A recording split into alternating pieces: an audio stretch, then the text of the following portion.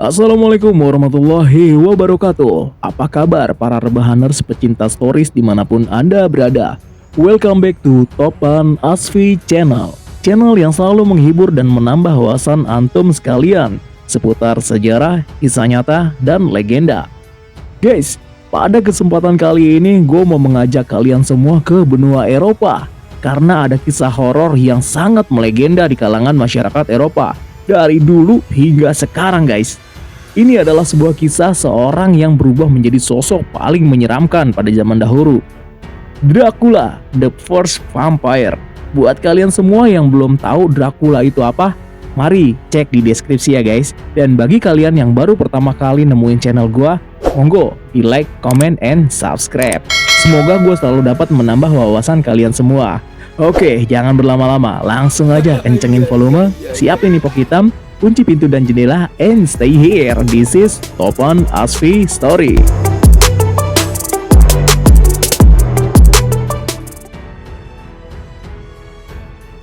Guys, seperti tadi yang gue bilang di awal ya, bahwa kali ini kita akan ngebahas sesosok makhluk legenda yang bernama Dracula, Dracula bencong. Oke, sorry. Maksud gue Dracula. Oke guys, seperti yang kita ketahui bahwa Dracula adalah vampir penghisap darah yang merupakan tokoh utama fiksi ciptaan Bram Stoker dalam novelnya yang berjudul Dracula. Kalau dulu doi ngisep darah, sekarang mungkin udah nyedot boba kali ya. Biar gak bosen. Novel Dracula itu terbit pada tahun 1897. Nah, semasa hidupnya Dracula adalah seorang bangsawan yang berasal dari kota Transilvania, Rumania. Kelemahan Dracula adalah bawang putih, salib, dan roti sakramen. Sama satu lagi, debt collector kayaknya. Bu, yuk, langsung ngangsur aja ya, langsung dirobek baru. Jadi seserem-seremnya Dracula, kalau disamperin debt collector, kabur dia. Kalau nggak ngumpet di kolong lemari. Sorry. Lanjut ya. Dalam novel digambarkan Dracula lebih lemah pada siang hari, tetapi sinar matahari tidaklah terlalu berbahaya baginya. Tokoh ini kemungkinan terinspirasi dari Vlad Tepes, pangeran yang memerintah Wallachia pada abad ke-15 dengan tangan besi.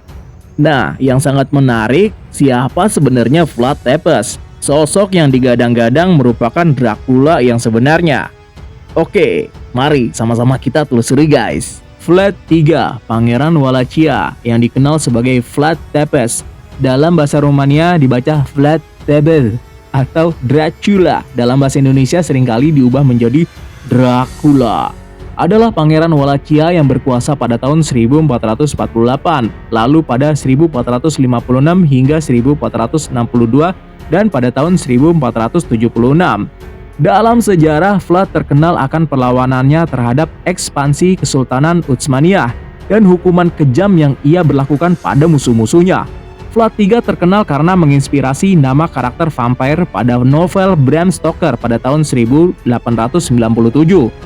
Vlad III dan bokapnya yang bernama Vlad II Dracul pada zaman dahulu adalah merupakan penguasa yang kejam pada zamannya. Julukannya adalah Tepes atau penyula, berasal dari kegemarannya menghukum orang dengan cara disula.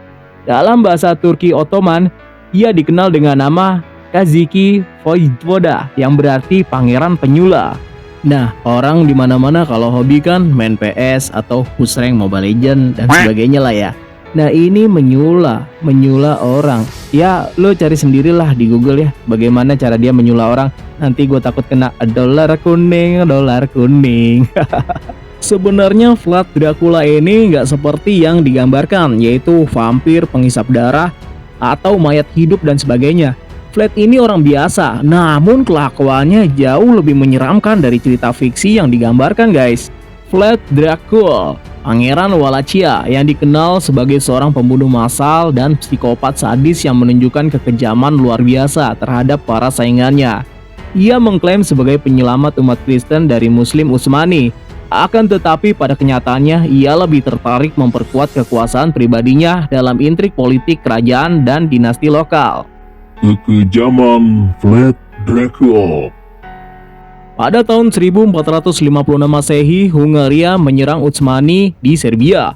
Vlad memanfaatkan kesempatan itu untuk menginvasi dan mengambil alih Wallachia, membunuh saingannya Vladislav II dari klan Danesti, dan mengambil kembali tahta untuk keluarga Dracul.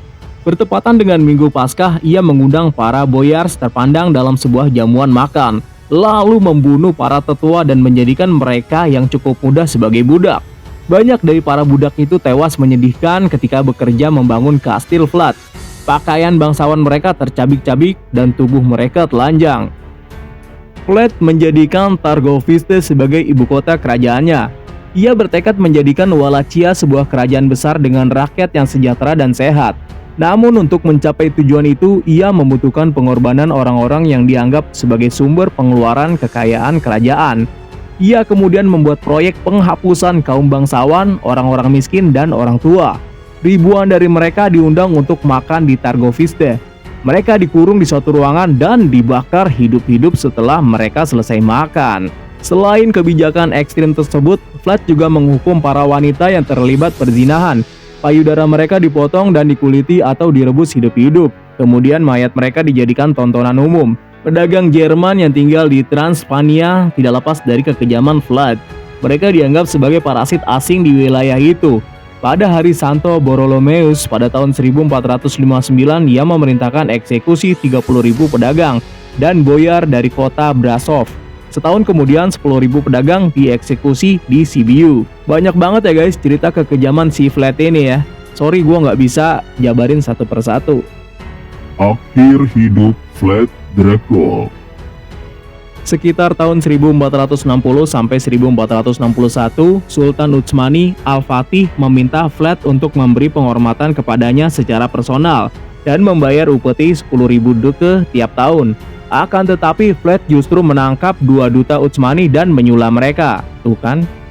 Pada musim dingin tahun 1461 sampai 1462, ia dan pasukannya menyeberangi Danube dan menyusup ke kamp militer Utsmani.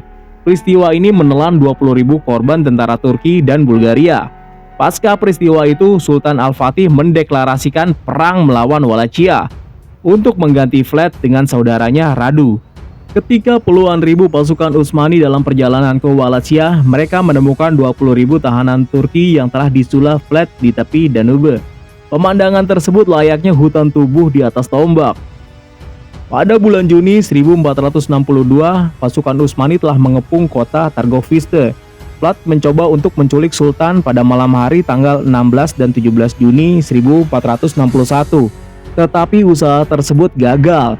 Akibat dari kegagalan Vlad mempertahankan wilayah Wallachia, istrinya bunuh diri dengan cara melompat dari jendela, sedangkan ia sendiri melarikan diri.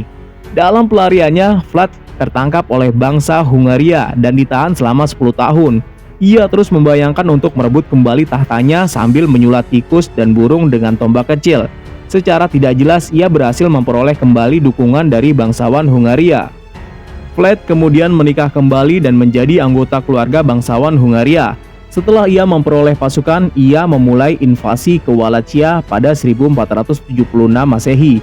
Di Wallachia, ia berhasil menyingkirkan penguasa baru bernama Basrah dari klan Danesti.